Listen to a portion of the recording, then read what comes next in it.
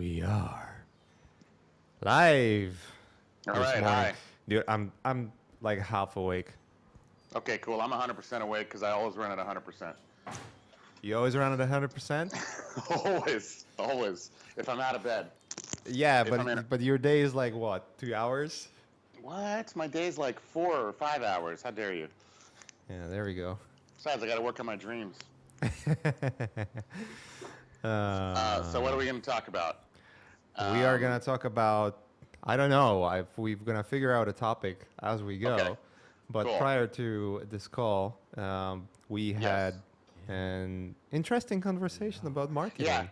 yeah. We're chatting a little bit about, which I think is an important point, without calling out anyone specifically. Um, uh, that you shouldn't be you should never assume the client's an idiot. I think that's the biggest mistake you could make. That happens to me just all the time. And I'm not saying that, let's say, my guys at One Pixel Brush think I'm an idiot. Maybe they do. I don't know.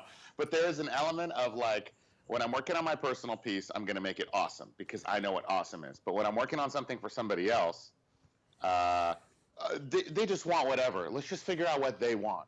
Let's just figure out what they want, and let's just give them what they think. Okay, they want this stupid thing, or they ask for this change. Well, that's gonna not look good, but okay, they're an idiot. We'll just give them what they want. That attitude makes me fucking crazy. When you take out the part where you, as the artist, decide, I'm still gonna make it good.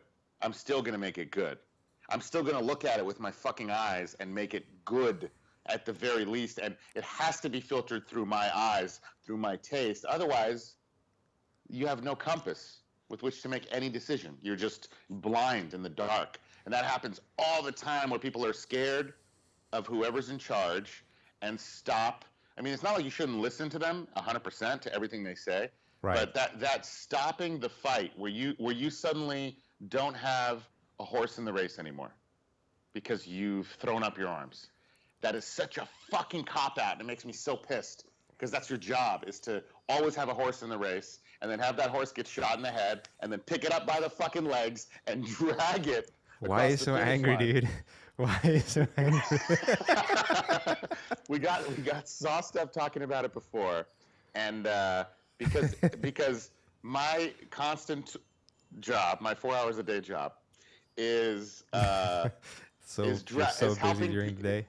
is helping people drag horses across the finish line.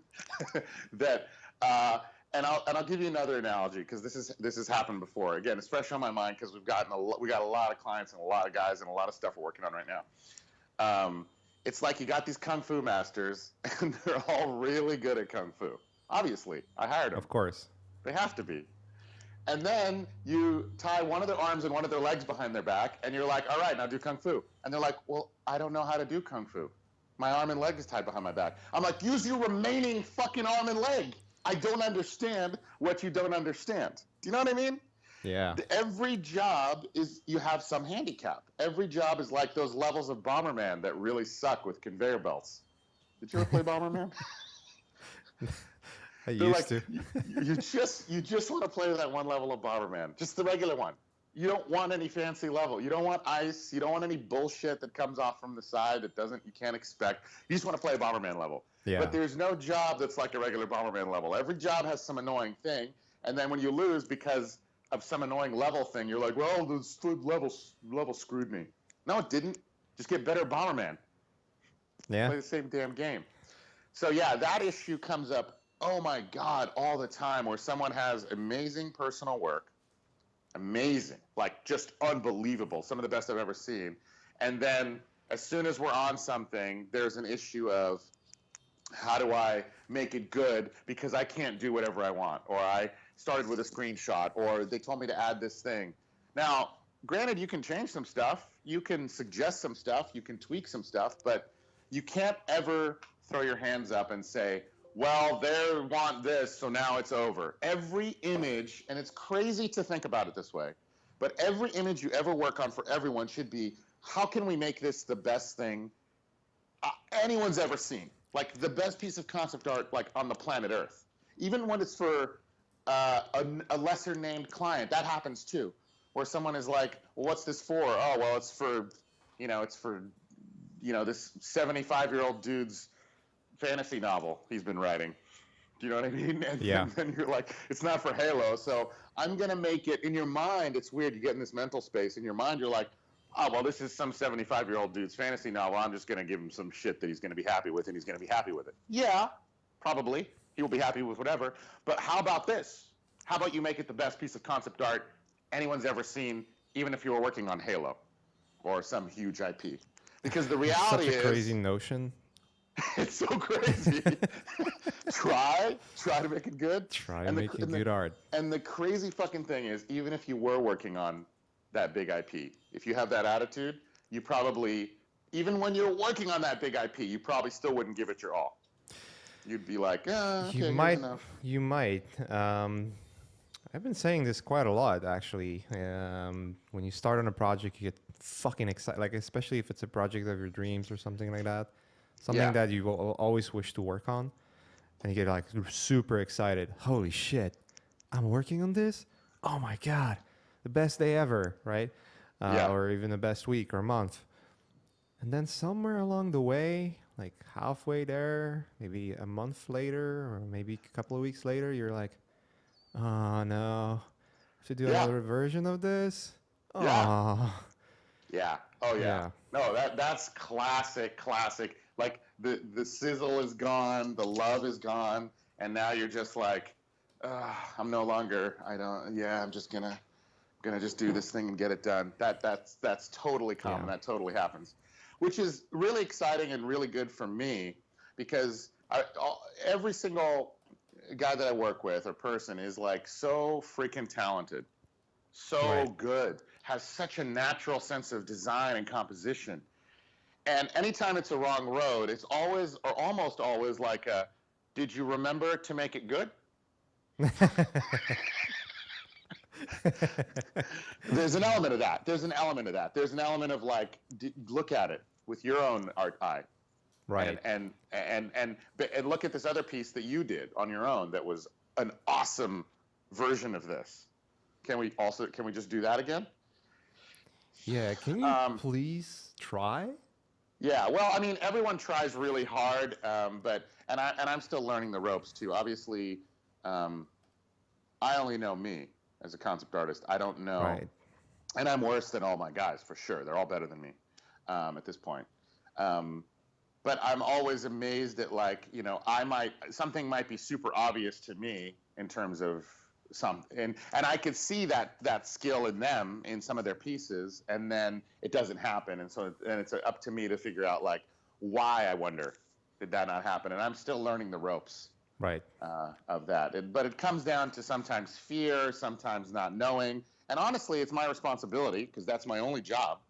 So so if someone has talent and then the image doesn't come out good, then it's my fault, because obviously I didn't get something across that should have gotten across. Because you're fucking lazy. That's why.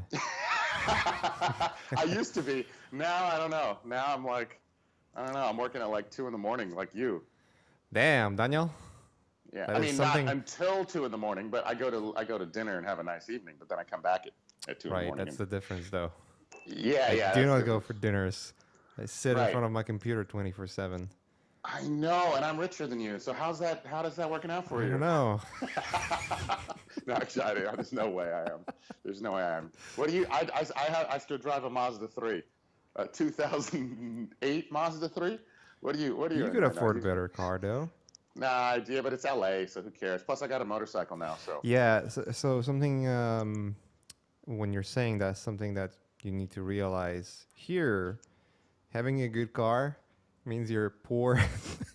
Yeah, I really think so. Yeah. Because you're gonna see that chrome Lamborghini every now and then, and Ferrari driving by. That's totally how I feel. Like in LA, what are you gonna do? You're gonna buy $100,000 Tesla. You're still gonna be one of 1,000 people every day you see driving a Tesla.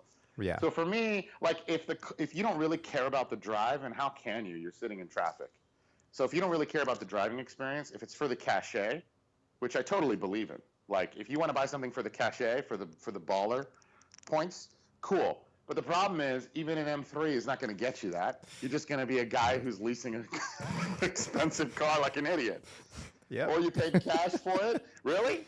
You spent 80 grand on an M3 Oh, that's to have sweet. you have the 27th nicest car I saw today. Good for you. How about you put a down payment on a fucking house? No, I'm just being an asshole. I didn't learn anything about prudence with money except for with cars. My mom and dad never. I grew up pretty well off, obviously. That's why I'm such a spoiled bitch. But they never spent money on cars. They always bought used cars their whole life. It makes sense. It's a cheaper option, Yeah. obviously.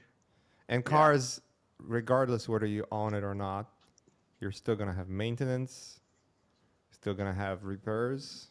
Yeah, totally. All that shit. So And let me tell you something too. It's really just like a tax for being driven around. It really is, and I bought this. So anyway, I took a motorcycle test. I bought this new sport bike. It's not new. It's used. It's like $5 grand. But this thing is like, if you like driving, if you like going fast on a road, and you like almost dying all the time, oh my God! Like it's the cheapest, coolest, funnest way to go. I can't tell you how awesome it is. I want you to know that when I die on this bike, I want you to speak at my funeral and tell everyone, it was worth it. Shaddy said it was worth it. No parking. I can park anywhere. Parking meters, share parking meters. You can drive past the gate arms at any parking structure. You can skip traffic. You can carry a Sweetiekins on the back, you know what I mean? She can hold on to you, onto your muscles. I have a lot of huge muscles, obviously. If you have any. I have a lot of huge chest muscles. So she's holding on and, getting a feel for those muscles. Yeah, my chesticles.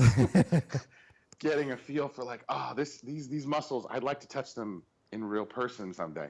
You know what I mean? So yeah, the soft, mushy tissue. I wish it was more. That's why I make her hug outside the armored jacket. You know what I mean? So she thinks it's kind of metallic. She's like, oh God, these deltoids are made of hard plastic. So funny.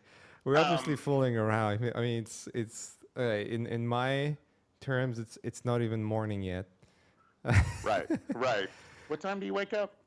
Right around 10 these days. But then I go to sleep around 4. Right. So kind of every day, huh? Now, tell me when you have these most of the time, what do you guys normally talk about? Does it vary depending on the person? Well, I mean, you've been here once already. We talked about education. We can talk about whatever we want, dude. This is a platform that is basically just I run it. Good. I'm not gonna have like a producer coming over and saying, "Hey, you cannot talk about that." Hey, how about who's the manager here? Right, because if we're gonna, you're right in front of him. I like that because I feel like probably people have heard enough about how to break into the industry. You already got into that, right? Yeah, we've been talking about that for sure. Okay, yeah, be really good. That's it, right? It's really simple. And actually, I want to talk about Nate Diaz. But first, I want to talk about let's just wrap up the whole breaking into the industry thing, real quick, and then we'll get back to Nate Diaz. That fight though, and did you watch his post-fight? Did you watch Nate Diaz's post-fight interview? Yeah, I did. Oh my God. Okay, so breaking into the industry. I'm kind of struggling with a similar thing that I feel like maybe artists who are breaking into concept art are struggling with is I'm getting into writing. Well, I'm not getting into it. I've been working on it for 3 years.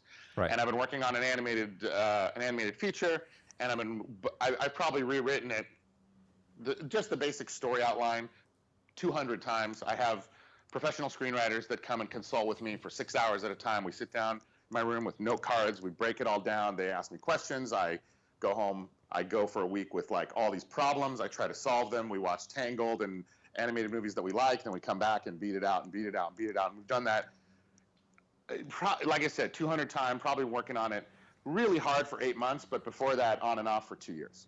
Right. And what I've found out that's awesome that I learned from concept art is that there's a certain point in this process where I wanted to learn writing because I want to come up with an IP, and that's the only way to do it. You have to become a writer, and a competent writer to some degree, knowing how stories work, taking a Robert McKee workshop, figuring all that out. And as it was happening, And after I had written the whole thing out and had it destroyed, and written the whole thing out and had it destroyed, and that happened enough times, I suddenly turned into the Terminator, where nothing affected me anymore, but I already decided in my brain that I was going to keep doing this till I was dead. That's what's happening. And that's it. So I'm going to either keep writing and then I'm going to die having never done anything, or I'm going to keep writing and something is going to happen.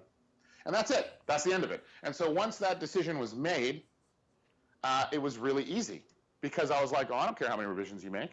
You can just keep punching me in the face. You can keep shooting my horse in the head. I'm picking up the fucking horse and I'm dragging it infinity till I die on Earth. And I think if you have that attitude about concept art, it takes a lot of the worry away, because you don't have to worry about being successful. You don't have to worry about making it. You're gonna, because you're never gonna stop. Yeah. And that's it. That's just never gonna stop. And that was the same with concept art for me when I started out. It was like, well, I'm not gonna do graphic design, and I'm not going to work at an ad agency, concepting some slight sidetrack bullshit, that is not going to be any fun for me. There's a thing called concept art for games and or movies, but I've worked obviously mainly in games, and I'm going to do it. That's just what's going to happen. And I kept going until, and I didn't do it fast. I did it slow. I'm stupid and I suck. So it took like 5 extra years than it would have taken anyone else. But I will say this about this writing process, and I have not been successful in that field, so I have no ability to say what actually works. I can only tell you what I think might have worked and how it relates to concept. Right. You know what works? What's that? You need to spend more time at Starbucks. Yeah, exactly. I spent 8 hours at Coral Tree yesterday, just sitting and reworking stuff. Just make those scripts. I'll tell you where it comes in that it matters. How long, not just how long you spent, but what you were doing. Because in concept art, there's a lot of people you can learn from. Yeah. And some people are wrong. Of course. So, and not wrong objectively to the universe, wrong according to me. And who gives a shit, right? Yeah. But they're wrong according to me. And I'm where I'm at, right? And you're where you're at. So what you think is right is good for people who want to be like you. And if what I think is right is good for people who want to do work like is on the One Pixel Brush site, whatever. There's other kinds of work you want to go do that. But I think it's really important to not listen to everybody. Like when I see, and I was listening to this, Aaron Sorkin has this masterclass. He's the writer of The Jobs Movie and Few Good Men and Social Network and a lot the West Wing and Newsroom.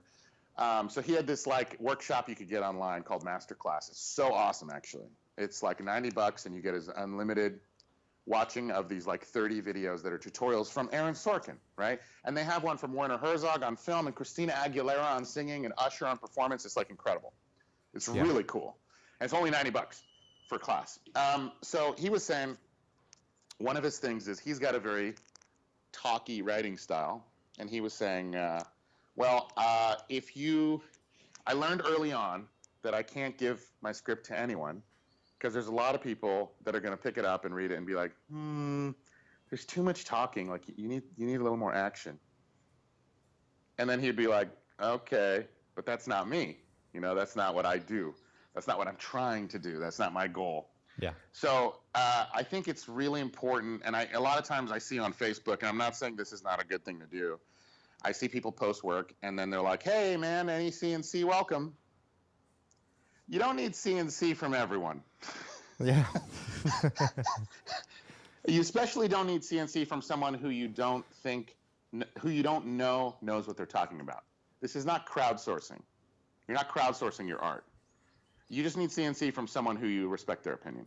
Yeah. And it could be a colleague. It could be someone who's on your level. It doesn't have to be someone who's famous or in some big job. It could be someone who's on your level. But you guys all have to respect each other's opinion and then keep it to that group.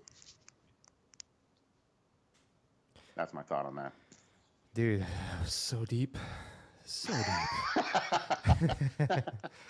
I agree with you. I mean, honestly, yeah, you don't want to have an opinion from a random person over the internet, It's tough because I read the opinions sometimes. I see the person's work, right? And I don't have time to comment, but I'll just be flipping around and something will pop up and I'll be like, Okay, that needs a lot of work. And then they ask for CNC, and I'm almost tempted to write, and then I read the other people's comments, and I'm like, those are all missing the real problem here. The real problem is you need to kill yourself. No, I'm just kidding. I'm just kidding. Everybody's at a different place, and I definitely have sympathy for it now because I'm starting this new field, and man, is it suck to suck. It always sucks to suck. It sucks to suck, but it's also exciting because you can't get any worse than sucky. You would be surprised. You would be surprised. Oh, actually, you know what? It is an advantage for me because I know how this thing works, how this whole, I know from experience, having done it in concept art. When I was in high school or when I was in college, I was a lot more sensitive. I had never accomplished anything. I was a lot more insecure. Now I'm more secure a little bit in who I am. So even if I fail, I don't care. You know what I mean? Like the failure is not going to affect me emotionally anymore. No failure will. The same as that initial be good at concept art failure. So I really feel for people who are trying to be successful at their first thing, because a lot is riding on it, especially if you want to be good at something that's competitive like this. Yeah. You can definitely be bad at it, though. You can definitely be worse than bad too. All you have to do, dude, if you want to see worse than bad, just go on the internet. Well, here's the thing. Here's the thing that shocks me.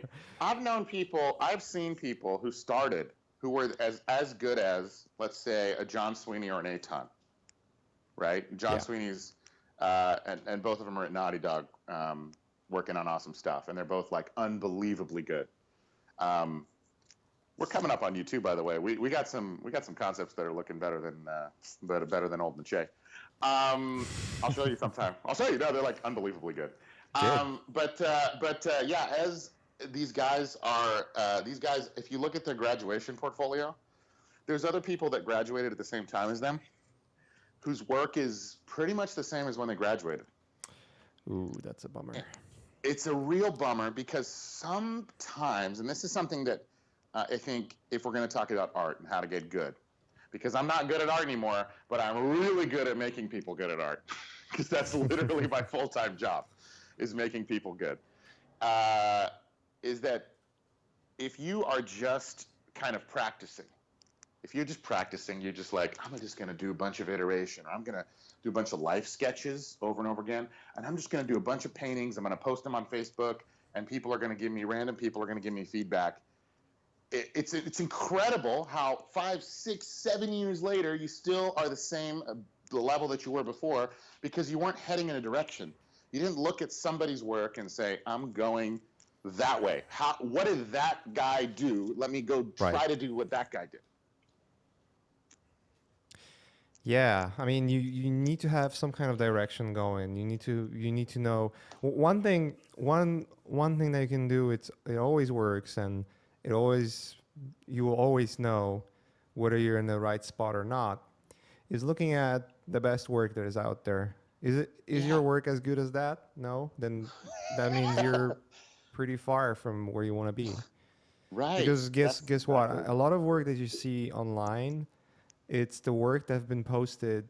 Let's say if it was posted yesterday or a couple of days ago, it's fine. But that work was created a couple of years ago in most cases. Especially if it's a work that is from video games or film.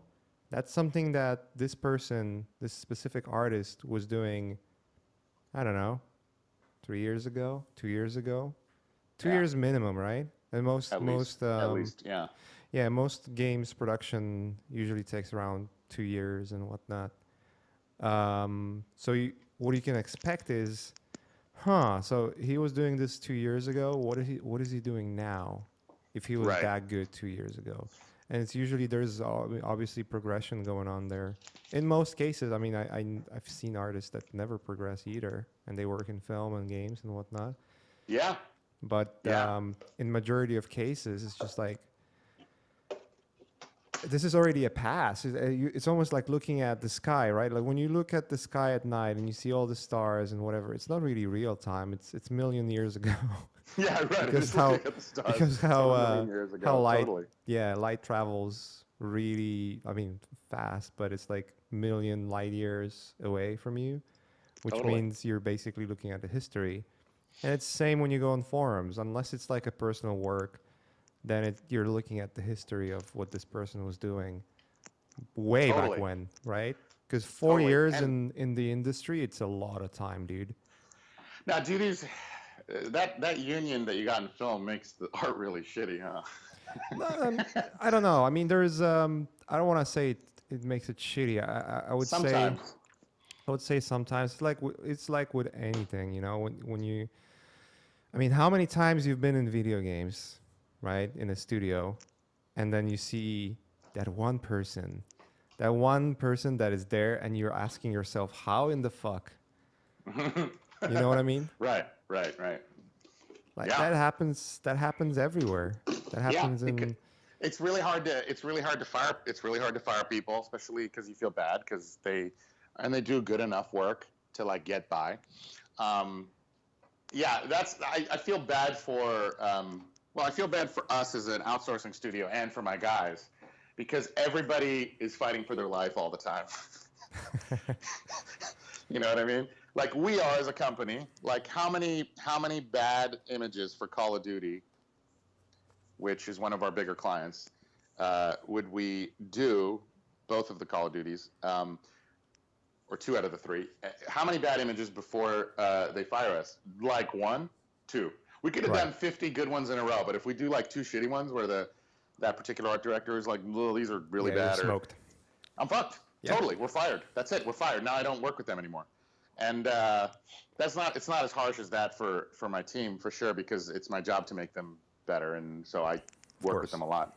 But yeah, it's a really cutthroat world for us because we're just hired guns. So if we don't do the job really well, then we're totally out. But I like it. I like it. It keeps everybody like You have to be on their, sharp.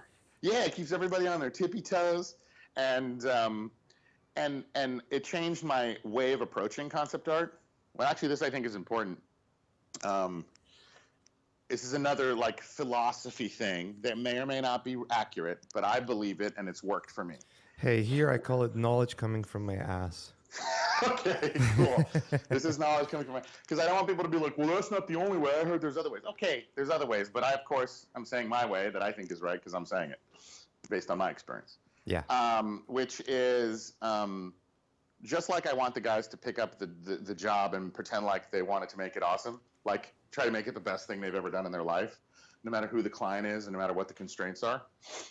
I feel the same way when we're working with clients, in that when they tell me the brief, they told me everything, right? Everything that needs to be in it. I am not at all ignoring anything they said. I'm listening to everything they said because everything they said matters, because they're smart and because they know what they want. So that's step one. I respect what the client wants. Yeah. If they have a decision in the brief that maybe says, well, we want you to put like 3 helicopters in the sky because we want it to feel like it's action. Okay? And I personally feel like having 3 helicopters in the sky is going to create a read that's going to take away from the main hero who's hiding behind this piece of cinder block, right? Or maybe because he's not interacting with the helicopters, and maybe he just needs 1 helicopter to be his enemy, and the other 2 helicopters shouldn't be in the shot. I'm going to do my best to listen to what the essence of what they said is, that they wanted to feel actiony. Maybe I'll have 1 helicopter much closer up and tilted, and the one that seems like it's going to be a second read for him to have a relationship with. This helicopter's hunting him. So Then guys, the other 2 helicopters we're talking are going about to be relationships with helicopters here. relationships with helicopters. And then the other 2 helicopters are going to be fogged and pushed way back because I don't want those helicopters because they ruin my shot. Yeah. So that's the kind of decision I'm saying. I'm not ignoring what they said. I'm listening to it. I'm caring about it. And I'm changing it without asking to make it good based on my artistic knowledge. And the goal there is to assume that they're smart. They're not stupid. So why wouldn't they like the better thing? Of course they would, because they're not idiots. They know what's good too. But as soon as you disrespect whoever you're working for, the client or the art director or whoever, and assume they're an idiot and start making decisions based on what some idiot wants, you're totally hosed. Now, it's granted you could be working for an actual idiot. Which happens a lot. Yeah, it could. It happens to you more than me. Honestly, it hardly ever happens to me. I would say hardly ever. 1 out of 40 clients is like, I would say, has no artistic eye and likes things that look bad. Almost everyone likes things that look like actually likes the bad thing that looks awful on purpose. 1 in 40. I knew our director that had such a bad eye for art. It was atrocious to even work with him. Yeah, that's it, That on those happens. jobs. I'll recuse myself from the jury. I have sneakily exited jobs before. It rarely, almost never happens, but once in a while I'll have to like exit from a job because I plead no contest. Because if I can't use my artistic knowledge anymore Right. to make a decision, then I'm totally screwed. But yeah, so what we try to do is say, the client told me all the info. There's no more info to get from them. So to me, concept art on the first pass is not necessarily a collaborative job because only one person does the job, the artist. I don't want to collaborate with them. I want them to fucking do it awesome and give it to me done. Yep. What do I want to collaborate with them for? I want to make my 4 hours a day to 3 hours a day. Sit there and collaborate? I don't want to collaborate. And the same with the client. Like, I want to hear everything they're saying, and then I want to assume that we're going to hit a motherfucking home run out the gate. We're just going to do it perfect. How many times right? you get wrong with that? Rarely. It's crazy. It's actually crazy. Yeah, because in most cases, you actually get hired for your artistic eye and for the skills that you can present. What people don't understand, in many cases, clients, they give you idea what they want, but they're hiring you to figure it out. Like a lot of, unless there's like a really stupid person that is hiring you and he wants you to be a sheep, or it's a director or someone who's maybe lacking a communication, but he has a vision, or he has such a strong vision that he just wants you to execute it. In most cases, unless it's one of those situations, in most cases you're gonna be hired for what you do best, and if you do best what you do best, that means you're gonna be successful.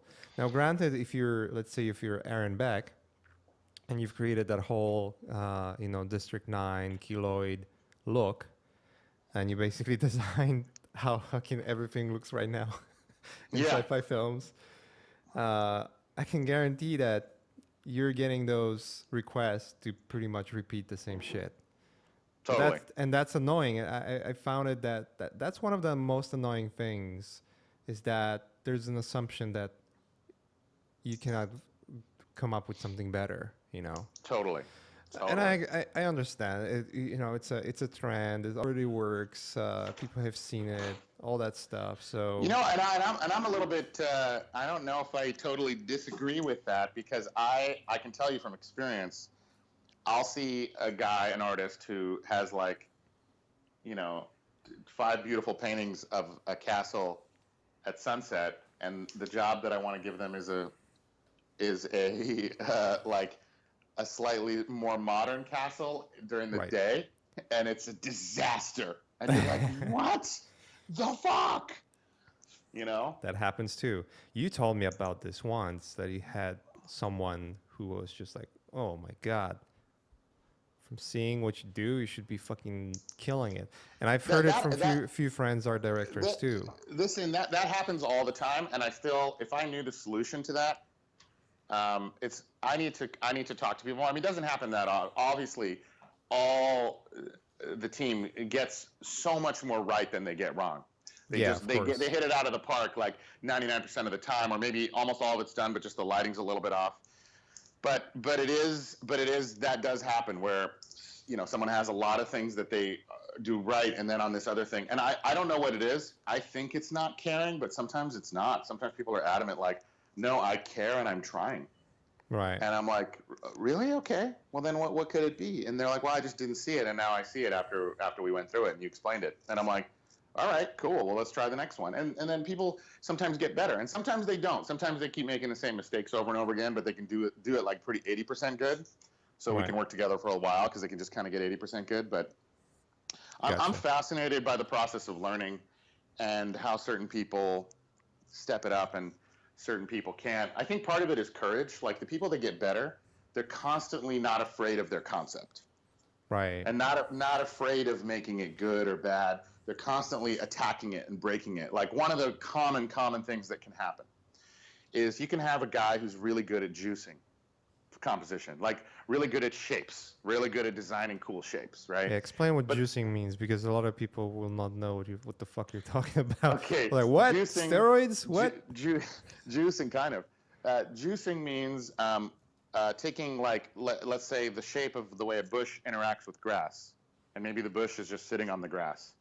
But juicing it would be like saying, okay, well, this grass cuts into the bush in this dynamic sort of way where it looks like a samurai sword sliced it.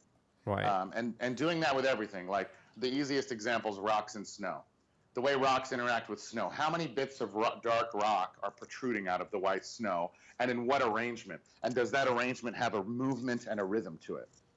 That's the basic tenet of what makes art good in concept art.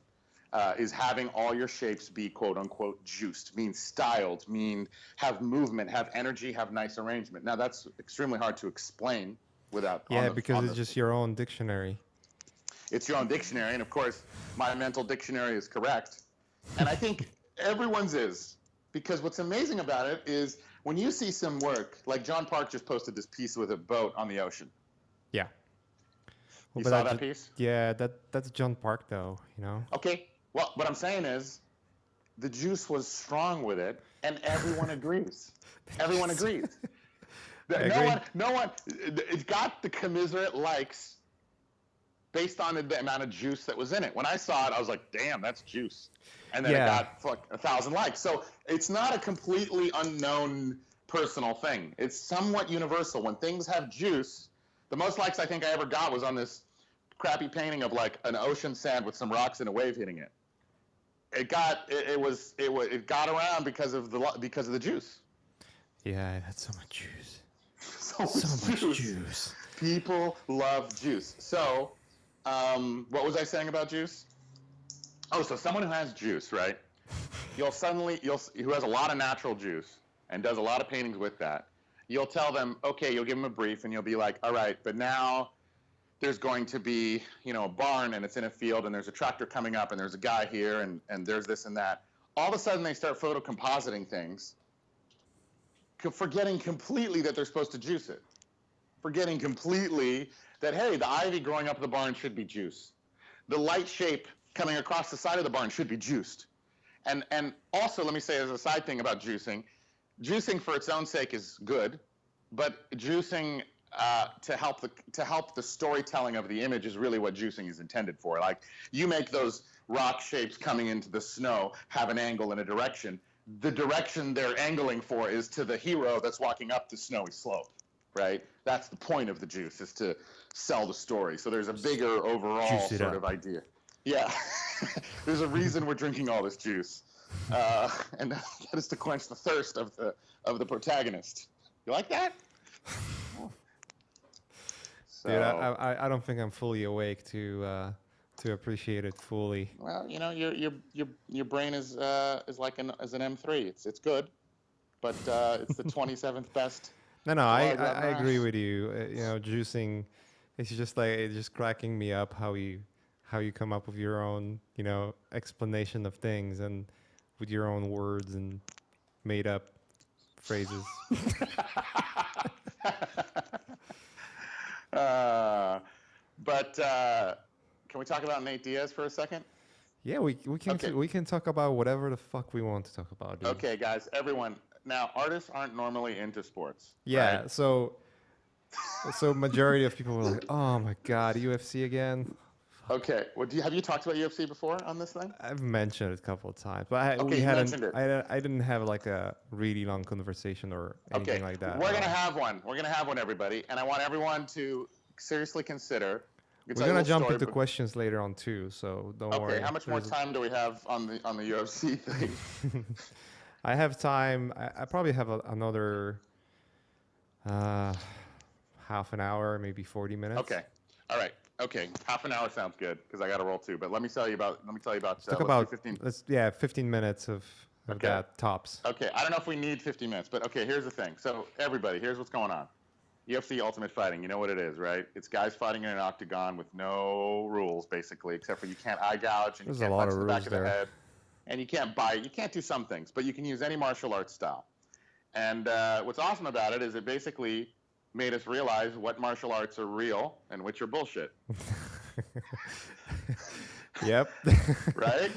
Yep. Because it's just about kicking ass, and so there's a lot of things that maybe worked for in a gi or with in a spar that doesn't work in real life. Dude, UFC 1, when I don't remember, fuck, I wish I remember the names. There was this really big sumo guy that got kicked in the face and you can see his teeth flying. Wow. Yep. Wow. Yep. Wow. Yeah, it'd be scary to be in it back in the day. I mean, scary now. Yeah, back in the uh, days, there was really no rules. Right now, there's a lot of rules there, dude. Totally, Like, a especially lot. about drug doing. Well, so I don't know how much anyone knows about Conor McGregor. I'm sure some of you guys know a little something. I'm pretty sure Uh, a lot of people heard that name at least okay, once. you guys have heard that name. Okay, let's tell you what happened with Conor McGregor and Nate Diaz because it's one of the greatest sagas in sports, in my opinion. Conor McGregor kicked ass, talk shit, kicked ass, talk shit. He kind of came out of nowhere. He's from Ireland, and he's got a thick Irish accent, and he just antagonizes, but to a dramatic degree. And he's a smart guy. He's not an idiot, but he talks so much shit, basically, to make himself famous. Dude, that conference, Go Big, you remember that one? What did Where he he was say? talking about red panties and shit like that? Oh, the red panties. Yeah, he's sitting with like 20 guys, and he's like, just hey, smacking when everyone. When you fight Conor McGregor, talking to the whole crowd of guys, and they're all bigger weight classes than him, because he's a featherweight. They would fucking kill him. They would murder him. Murder him. It's whenever you fight Conor McGregor, you tell, honey, we won the lottery. Put on the red panties. I mean, that's fucking great. Yeah, so he had shit like that. Smart as fuck too. And he was going up the ranks, right? And then finally he got a title shot at featherweight, which is 145, right? Yeah. With Jose Aldo, who's this Brazilian guy who hasn't lost in like 10 years. And, haven't lost ever. Like ever. Yeah. Ever. So the fights gets built up. The only champion of the division. Only champion. Conor says in a press conference, I'm going to turn your favela into a Reebok factory. something to that effect. What an asshole, dude. What an asshole. I know. And Jose can barely speak English. So he can't really equip with him, Yeah. So then the fight's set up. Jose gets hurt in training, which is normal. The fight's canceled / postponed. Conor fights somebody else, kicks his ass. He would call the round. He would win in, kicks his ass. Finally, like several months later, he got a rematch with Aldo. It's the biggest hype thing with this shit-talking guy forever. The fight starts. Conor knocks Jose out in like 9 seconds, 13 seconds. 13 seconds, yeah. To a guy who's never lost. Yeah. And it was like, come on, really? And there was like nothing. It was just like one punch. One punch. There was no exchange of punches before. It was like maybe a kick attempt that didn't work. Sort of more like a distancing thing. Yeah. And then one punch, and then it's done. Here's the funny part. There's a video of him in the locker room right before the fight, showing exactly what he's gonna do, and he's saying, so Aldo's gonna come out this way. He's gonna overextend on the right punch, and gonna go this, and then with the left, and he's down. And he basically made like a full prediction of what he's gonna do and how it's gonna happen. No way, really. And you're looking at like, that guy is a motherfucking Jesus. Like that's exactly what Second Coming looks like.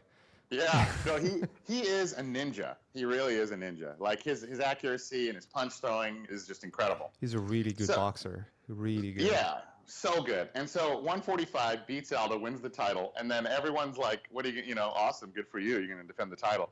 And he's like, "You know what? I'm going to be the winner in another weight class. I'll fight anyone, any weight." So they're like, well, what the fuck? You can't, no fighter fights outside of their weight class, because even 10 pounds makes a dramatic difference for those who don't, watch fighting. The difference between a fighter who fights at 145, it means they walk around at like 165 and they cut 20 pounds to fight. Yeah.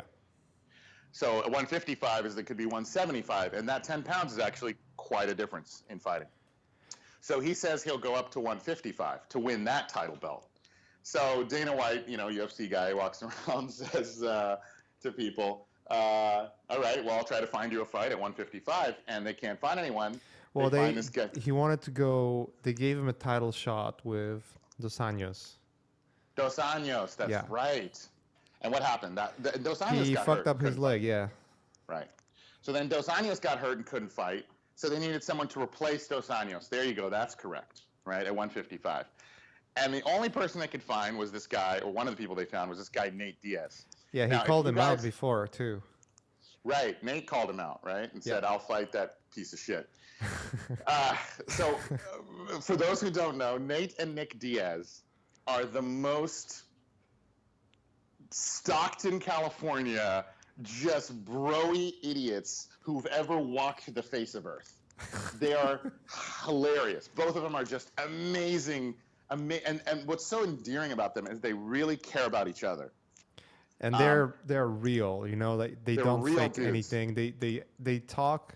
What they say is what they think. They don't think about anything, whether it's a nice thing to say or if it's an appropriate thing to say. Yeah. And what's funny is like people are like, oh, that's what I like about Trump. I'm like, it's good when you're a guy who gets hit in the head. It's not good when you're running for fucking president. But that's a different conversation. I love Nate Diaz for who he is, for all the stupidity of him, but he's not running for president, everyone. That's why it's okay to be like that when you're a UFC fighter, people. Anyway, so Nate and Nick Diaz, really endearing guys who've always been brawlers, never really got their shot, though, to make tons of money, because they don't win championships, really. And they're rebels. Like, they are not company men, so that's right. one of the reasons. Yeah, they don't show up to the press conference, or they don't show up to the whatever pre-fight or whatever. So this guy, Nate Diaz, they ask him, this is an interview with Dana, asked Nate, he's like, so Conor is at 155. Do you think you can get down to 155? And he's like, no, man, no. And he's like, all right, well, he asked Conor, is it okay if he fights at 165? And he goes back to Nate, and he's like, Conor, and Conor says, I'll fight any man at any weight. They go back to Nate. They'll go back to Nate, and they're like, how about 165? Can you get down to 165? And Nate's like, no, man. I'll do like 170, yo. and so now this guy that fights at 145, who can get up to 170, Conor can be 170, he's probably walking around 170, is going to fight this guy Nate, who probably is 180, 190. So they set up this fight. And Nate Diaz, if you guys Google him and see a picture of his face, that'll answer all your questions about who this person is. It's amazing. So then they have this fight, and Conor is a ninja, so he's kicking the shit out of him, like with his ninja moves. But Nate is like the Terminator. He's like T-1000. He literally, his skull is so thick and his face is so dullened from the thousands of hits that he's received that he is entirely bleeding. His entire face is covered in blood, but he just won't go down. He just won't go down. He's just swaggering and swaying around and still fighting and still fighting. And plus, Nate has incredible endurance.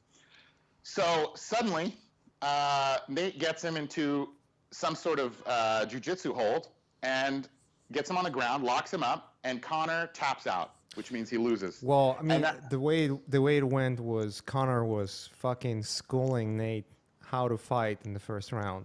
He was basically just ragdolling him around with punches and all that. So, but what he was doing, he was overextending all the time. He wanted to get that knockout, and he wasn't ready for full fight. He was like, at this weight, his cardio is way worse, obviously. Right. He's not a 170 pounds fighter. Like, each fighter cut the cardio or cut the weight, like you said, 20 pounds or something like that. If you cut like the right amount, your cardio gets better because there's way less weight that you have to carry. Like, imagine like going to a grocery store and buying shitload of shit, right? And then put it all over yourself and start fighting. Right. See how it goes. Right, totally. I never thought about that aspect of it, that as a heavier guy, his body's not trained for that extra weight. Exactly. And he was on the short notice too. I mean, to be fair, he was on the shorter notice too, because he Right, was Nate preparing was. for 155. So he was not preparing for 5 rounder. He was preparing to get Dos Anjos killed in first or second round. That's what he was probably preparing for. And then Totally. first round went over. Second round started the same. He was murking him, and then he realized, oh shit, that guy is not going away, and I'm already gassed out. And then Yeah. Nate, you know how it is with Nate. Like he saw that he's tired, got a few punches in, and when Nate punches you in the face and he sees that he hurt you, no matter how fucked up he is, he starts like fucking shit talking and going after you. That's Yeah, basically Nate. That's what makes him shit excited. talking too. Yeah, Yeah, and shit talking he's been in the fight. slapping him in the face. Fucking Yeah, the what? Stockton. What? We call it the Stockton slap. Yeah. The Stockton Uh, slap. Oh, but so okay. So the best part is yeah, so Nate he started wins. punching him in the face so much, and then Connor, because he knew he's gonna lose this, he's gonna get KO'd. He just shot for a takedown, which is just something that uh, he doesn't do. He's not a wrestler. He's okay with jiu-jitsu. He's pretty good at jiu-jitsu actually, but he's not like a high level black belt. So it was sort of like a desperate move. And then obviously he got, like, when you're so gassed out, you cannot move. You've been punched in the face like a motherfucker.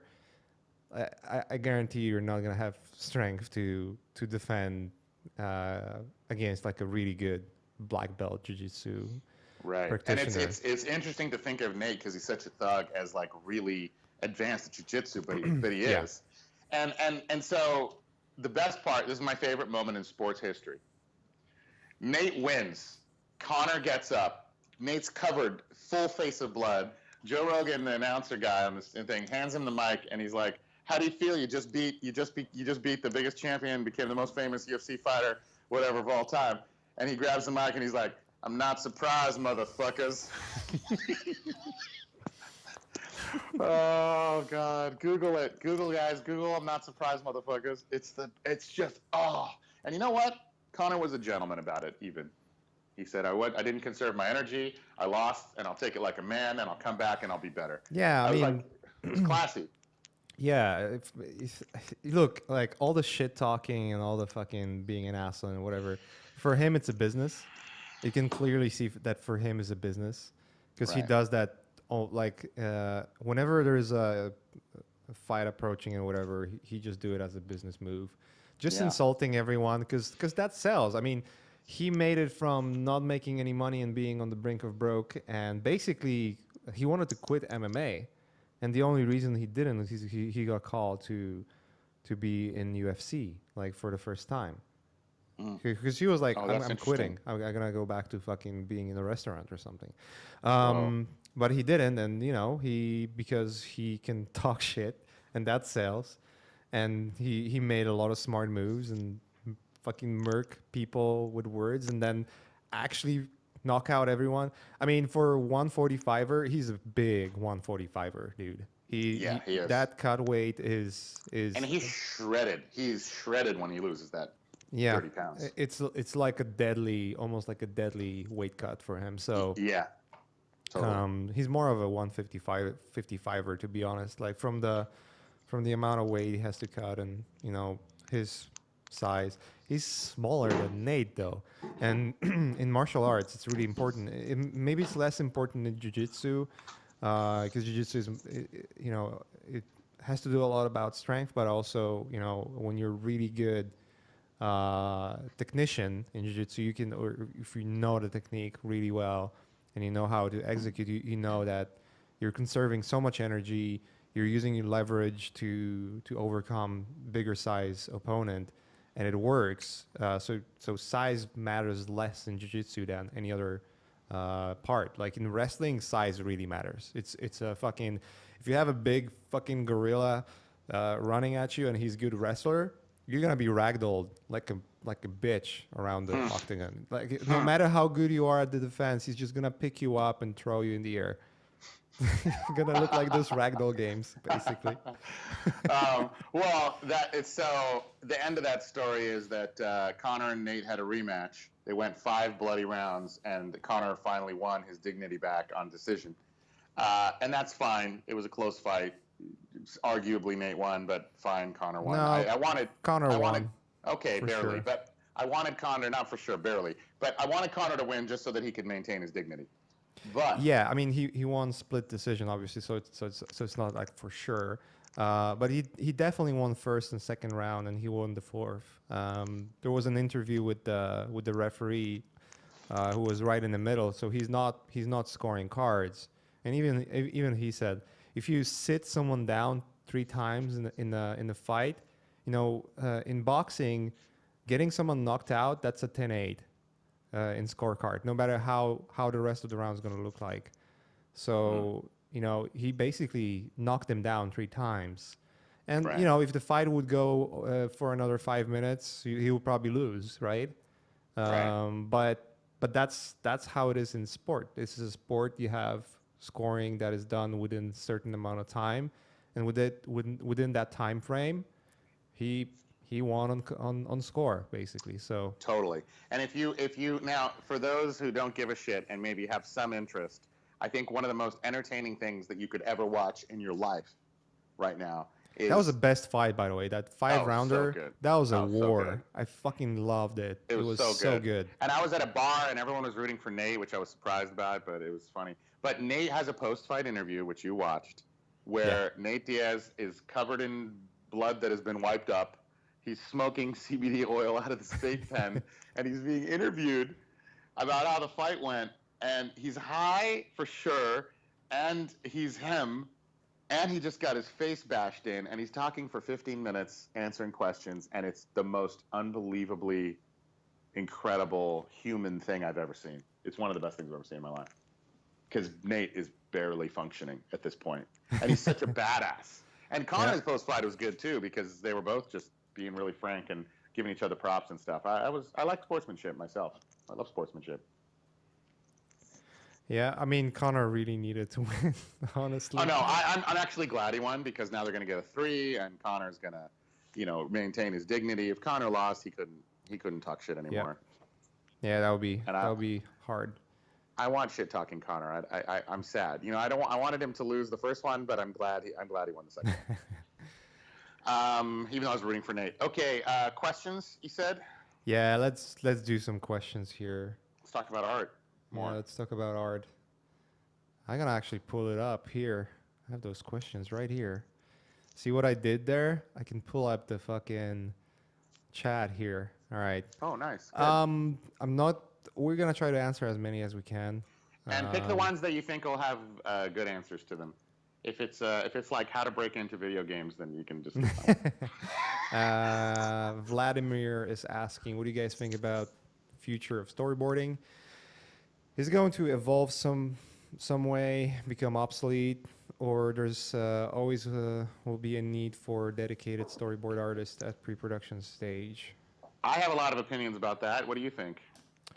I have an opinion about it too. I think it's gonna be like any other discipline. It's gonna evolve, obviously, because back in the days, you would do storyboarding with pencils and pens. Now you do it with applications that are designed for it and make it so much easier and faster to do. There are applications that allow you to storyboard and do like little animations with storyboards too. In film, it's I mean, there's still storyboarding artist position in film, and it's more conservative in a way in most cases. There's a lot of directors that do storyboarding themselves too. So in games, I haven't seen storyboard artists in games much. No, if at and all. also you don't want to do that job. So let me just tell you. You can, but it's like storyboarding is really just it can be rewarding, especially. Can it be rewarding if it's Of not course, your story? yes, It's not your story, and it's not artistically. I'll tell you you're not why. Gonna be able to finish it. Tell me I'll why. tell you why. Because when you're a storyboard artist, you might be a person that likes sketching. You might be a person that gets the ideas out of a paper into images, out of words to images. And the rewarding part is if you're on the right project with the right director, you can have a lot of back and forth with the director himself, which is basically removing all the possible layers between you and the guy who has the final say of what the movie is going to be like. I'm personally not a storyboard artist, so I don't want to talk deeply on how it works and whatever. But from my experience, just looking at, being in art departments and seeing what storyboard artists do and how much they interact with director, if you're an artist working in film, you would wish to have that much interaction in a lot of cases, I think. Yeah, so that's the rewarding part. But I can see what you're saying. So I got thoughts on that, but also thoughts on storyboarding. But you're more of an illustrator and concept artist, so for you it's gonna fucking storyboarding. Well, sketches, here's the problem. Here's the I problem. If you love beautiful drawings, if you want to do beautiful drawings, then do beautiful drawings like Carlo Ortiz. That it takes a long time to do beautiful drawings. Like it's kind of a myth that if you do something quick, it's going to be for someone who likes sketching, because good sketching takes a long time, or it takes much more time than it would to storyboard, right?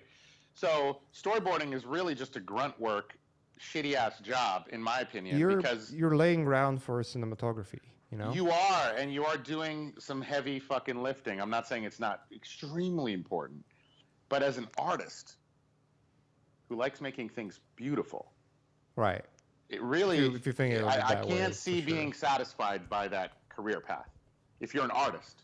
Now, if you are a storyteller, if you are a writer, and you have some drawing skills, and like you said, you want an opportunity to learn from great directors, I don't even know if working your way up the ladder to being Here's the thing.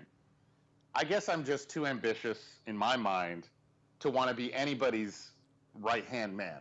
Do you know what I mean?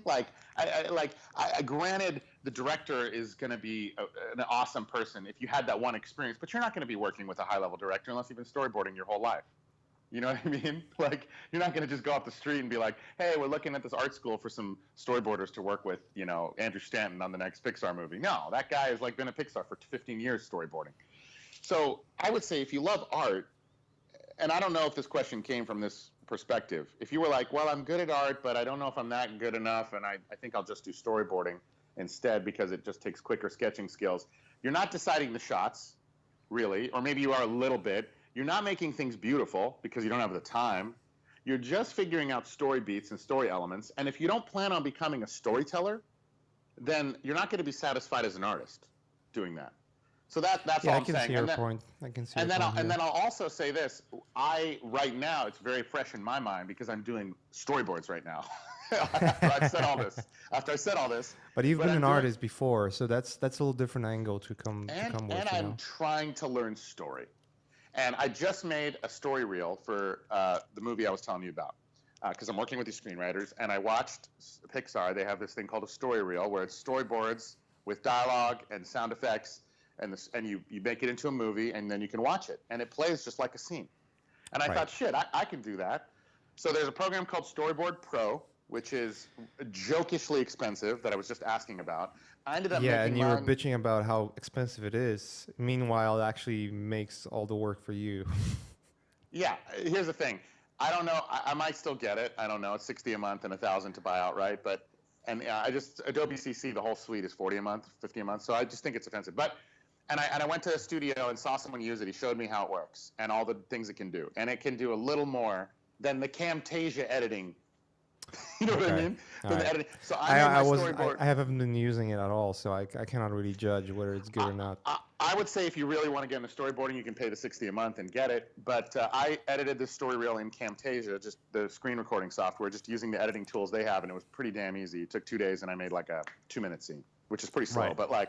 But it was so awesome to be able to see the scene. Yeah. I mean, I'll buy it maybe, but it was great. It was so valuable to see about timing. I recorded the dialogue. I acted the characters.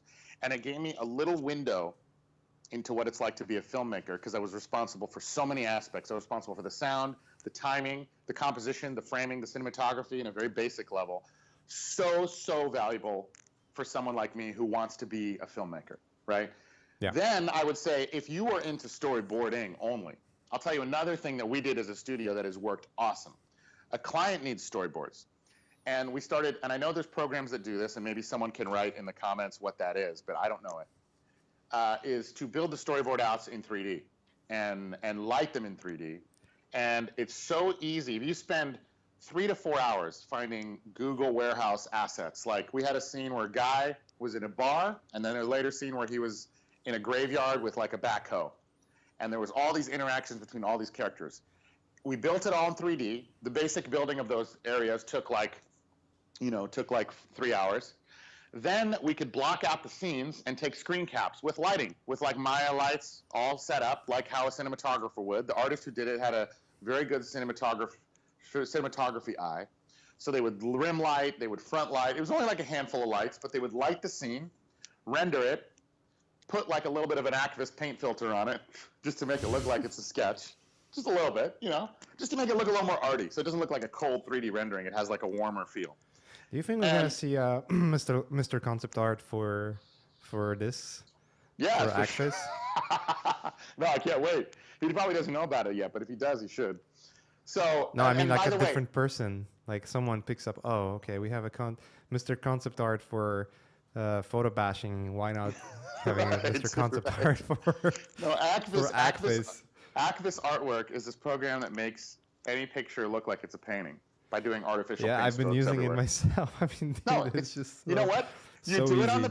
you do it on the painting. You put it on a layer. You make that layer. You layer mask that layer out black, and then you paint in a little bit here and there where you want to get rid of some detail or add some strokiness. It's great. So that process was so awesome because for relatively cheap, not as cheap as a quick scribble, but for relatively cheap, this client who was making a short film had not only storyboards, but framed, lit, black and white images that basically said, this is the composition, this is the shot. Plus, if they wanted to move the camera, if they wanted to change the focal length of the camera, if they wanted to do anything, it was so easy in 3D to just kind of pan the camera around and do this.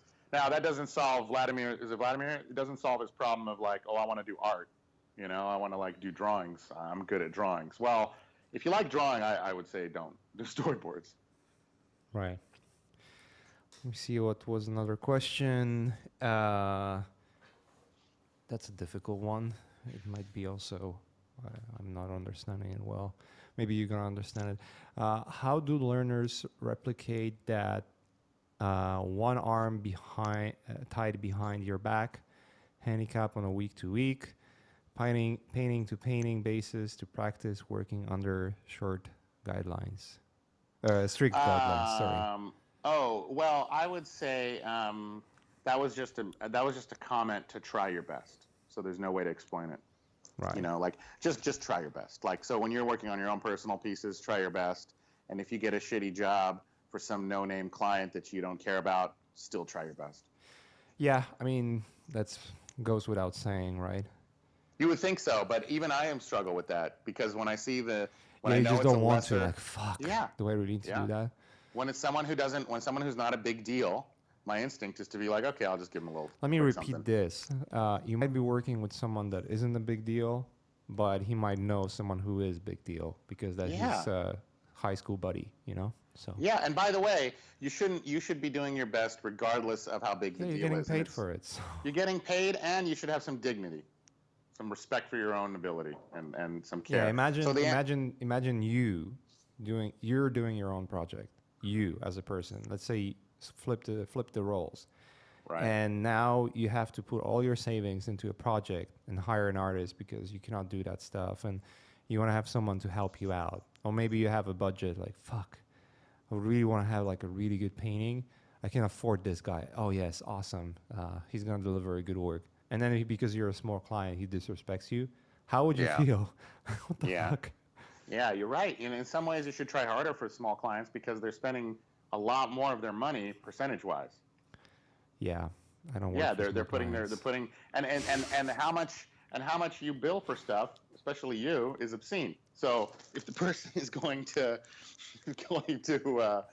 give you mache money, you goddamn right it better be awesome. Yeah, it has to be. Otherwise, it's like why but you have are you that. even hiring? You have that. All right, what's next? Let's go through more. There was a question. I'm gonna answer it real quick. You don't have to answer it. I live in Brazil, and and here we are in economic and political crisis. I need to work at a job I hate. Do you have any advice to continue making art even in hard times? That I'll sucks. tell you, I had a Sucks. job that fucking sucked. I was cleaning toilets as a janitor in No, you hospital. weren't. Yeah, I No, was. you weren't. Yeah, I was. Wow. Which fucking Wow. sucked, major fuck cock, if you will. And I was still making art because I wanted to make art. I just wanted to make art. I didn't need any more motivations. You have to love what you do. If you don't love what you do, then no one will motivate you, and you're gonna obviously have hard times, and you're gonna be tired. Like fuck, I'm like 12 hours after work. I don't really have energy. Go for a walk, maybe for a run, get your mind clear, and then sit down. And even if you only have half an hour, just start drawing. Yeah, can I talk about someone from a perspective of someone who's not as hard of a worker as you? Yeah, for sure. Because you have a lot more internal passion to be good than I do. Yeah, And you're that's just lazy. You're a lazy it's cunt. I know well that. because I'm from Syria and my country's war torn too. My country's war torn too. I grew up here, but like I was born to stand in front of my za'atar shop and smoke cigarettes and talk to passersby. Like that's what I was born to do. I got thrown into this capitalist society where everybody has to work their asses off to make more money to build malls. But I was born to just hang out on the street corner with my buddies and chill out. Like so, this is a culture shock for my genetics. But I will say this because this happened. This happened I with. would say it's very racist thing to say, but then again, you're brown, so I'm proud. I'm of the race, so I get to say that. Arabs are not super big work. I mean, some of them are, I guess, but I don't know. We also have a lot more laid back culture, just like the French have a lot more. They respect free time, and in yeah. America, in Japan, in Germany, those are cultures that are more work oriented and more hierarchical. Anyway, point is, besides racist generalizations about huge groups of people, um, they're not racist; they're just true. Uh, what was the question again? I forgot.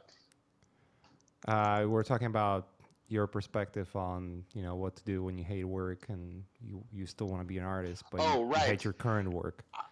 Hating the current work, that sucks. I mean, that just really sucks. But I will say, from a passion perspective, I didn't have passion for writing when I first started it. In fact, I didn't even enjoy it. And I powered through the not enjoying it because I wanted to do it. So I don't know how it is for you, and I don't know how it is for everyone else. But I will say, waking up every day and feeling like this thing is my passion is a little bit overrated in Yeah. that you cannot feel that a lot and still that thing is your passion. I Yeah, wouldn't it's called bow. resilience. Yes, because I knew I wanted to get into this field. I decided I was going to do it, and it was not even a shred of fun, especially since I already have another thing that I love to do that's a lot of fun. Yeah. So to do this new shitty thing that isn't any fun, it took just perseverance, not, oh, I love this. Oh, I'm a writer. Oh, I'm going to enjoy this. Or this is one of my passions. I can feel it. None of that happened until 2 years in. Yeah. And now, just like 5 months ago, 4 months ago, I started to get like like I can get into this. Yeah. That's a good one. There was another one about photo bashing. Is it a problem using photo bashing with images from Google? Can it lead to copyright problems? Are there differences if it's done for concept art or illustration? I would say, just to close it real quickly, um, there are it's a shaky ground if you can use your own photos, if you can use stock photos. There's a lot of artists recently that post gumroads with tons of pictures. Whoa, what's going on there? Dump truck. Holy shit, so loud. Um, but yeah, if you can go that route, but if you really need to use Google Photos, then I will tell you everyone does. Yeah, That's a dirty secret of the industry. But of do as course. much derivative work of it as you can. Like, don't just take a picture and use 100% of it. If you take, let's say there's an image and there's a fucking sidewalk part that would work. that's not gonna lead to copyright claim because that's enough derivative out of that side work that nobody will care or pursue that. So Right. that just to answer it quickly, Shaddy talked about some practices that take 6-7 years to show results. What are some daily practices that Maciej, has seen that have had a huge positive impact on practicing artist work? What's that? Say, I'm confused. Say that again. I think to make it short, what are the practices that you feel like for an artist are good that have a huge positive impacts when you practice them? Because there's obviously things that take years to learn. Oh, it's too general. What I would do is just fight one picture at a time. That's what Yeah. I would do. Like a lot of times people are like, well, you know, I work with some people that I'm not hired, that I just give me work for updates. Or someone says, I want to get better at concept art. What road should I go down? They have all these questions like, how do I become an intern, or how do I do this? Just one picture at a time. Okay, what's the next picture you want to do? Okay, start doing it. Watch Eitan's Gumroad, watch John Sweeney's Gumroad, watch Nick's Gumroad. Then try to do a painting that's similar or in the ballpark of what they taught you in that Gumroad, but on your own. Then do another one. Then take a Learn Squared class. Take what you got from that and try to do another Definitely painting on your squared own. class. Fuck Definitely yeah. take a Learn Squared class. And then do another painting. So it's just one painting at a time. There isn't like an overarching thing. And obviously, the hard skills that you need is for us, for One Pixel, and I don't know how it is for you because you guys have a lot more stuff, is a 3D package, either Modo or a 3D Code. I've heard, although I've never used it. Daz,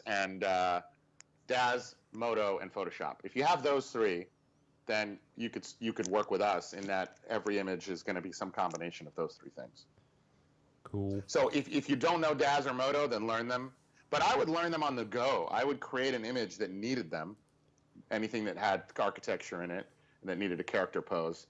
And I would have an image in mind. I think it's a lot harder to learn software when you don't have an image in mind. But when you have an image and you're just trying to use the software to get that image done and struggle with it, it's way more practical than saying, I'm going to go through all the lynda.com tutorials and start at the first one and learn the tools. Because the tools not relevant to what you're working on is less inspiring, and it's harder to learn that way. Plus, you're learning things you may not need.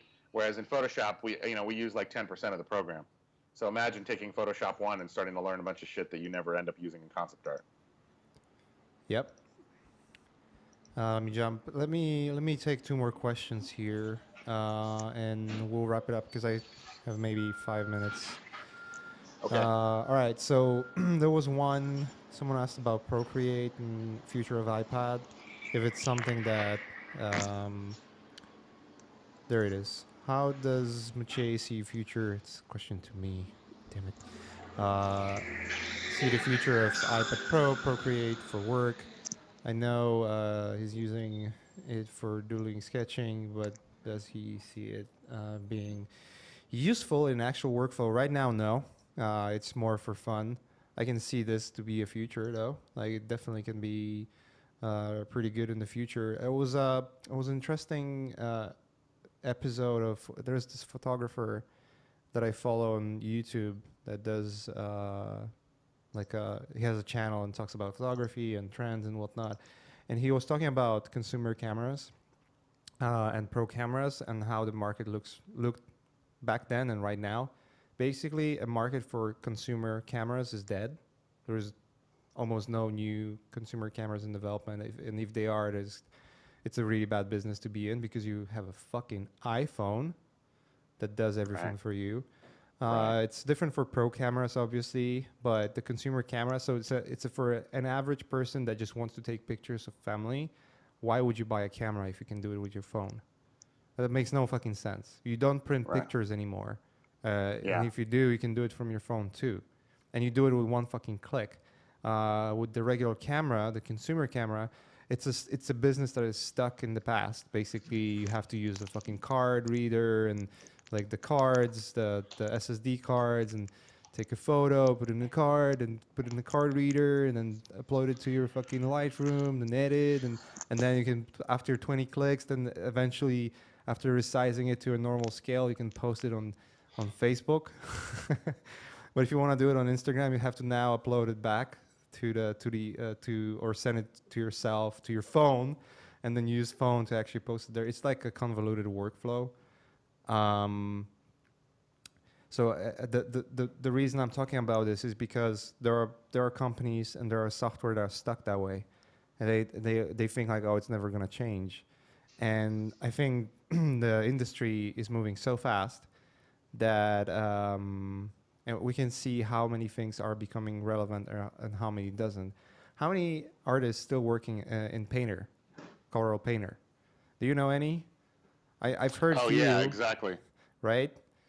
Because Right. they just got stuck with their own antics. I think that's what's basically what happened. I mean, the program is still there; it's great, but I mean, nobody's using it. I feel the same is coming with 3D.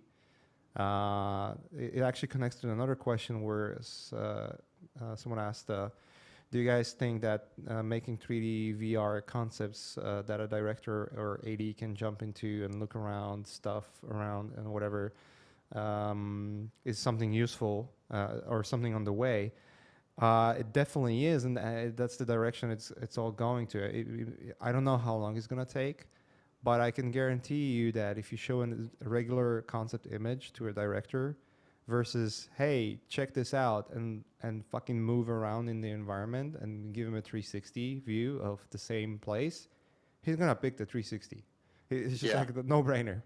And he actually gonna build an expectation that you're gonna do that more often because it gives him better view of what the fuck is going on. In games, it's even more useful because like it's just giving you exactly what you're gonna see in the game or what you want to see in the game. It's not just an image. I don't know about 3D VR. That's more complicated thing to do because you have to be really really skilled 3D artist to actually pull it off. But it can definitely work. So Totally. And then one thing I forgot is come to our workshop. yeah, let's talk about that. Yeah, I Let's forgot plug to it in. plug my shit. Yeah, I forgot to Yeah, plug plug my your shit. shit, motherfucker. Okay, so yeah, we're doing a 2-day masterclass in Zurich, Switzerland. So if you're in Europe or even if you're here and you want to come, it's October 22nd and 23rd in downtown Zurich at this Marriott, I think, and it's going to be awesome. We did it last year in LA. You can ask anyone who went to the LA one. I think they had a good time. We do one day inside. All day talking about concept art stuff, me and Eitan. And guys know Eitan Zana. He's like the best ever. And he will do some live demos. He will talk about art, and then we'll talk about some of the same process philosophy. We'll go through and break down like stuff that we've done internally at One Pixel and what worked and what we changed and how we changed it. We'll also make a huge grid of everybody's work who's attending. So when we do the talks, we have this giant JPEG file that has one best piece from every attendee that wants to participate. And we'll constantly be pulling it up and being like, okay, and this subject that we just discussed, this is how it relates to this painting, for example, or this painting. Yeah. Because everyone has similar problems sometimes, and so it's good to do that. Then the second day, we're going to go outside and paint from life / do portfolio reviews in a park nearby. So for that, you can bring your laptop and your stools. If you email me or you join the class or you buy a ticket, I can give you all the details for the stuff you'll need. And the painting outside part is going to be awesome. Last year, if you watch the video, we made this video that basically was a 1-minute video that just shows like what we talked about and some footage from our outside trip last year. And it was just profound. The things that people see, even myself, when I was standing out there for an hour watching the sunset, I was noticing things that I had never noticed before. There's something super awesome about just being out in nature, even if you're not painting anything, and just looking at color and light. Yep. And at the same time as I'm doing that, looking at people's paintings and helping them with their outdoor painting, digital, Eitan will be looking at portfolios somewhere at a bench or a booth, and everyone will be gathered around, and he'll be going through portfolios. We usually do a thing where we spend like 3 minutes on a piece and then go to the next person. 3 minutes on your best piece and then go to the next person. And that way we constantly are rotating through and giving specific feedback instead of being like, what do you think of my portfolio? Well, there's a fucking 100,000 things I think about every image. So we look at one piece, you decide what your best piece is. He looks at it for 3 minutes, 3 to 5 minutes.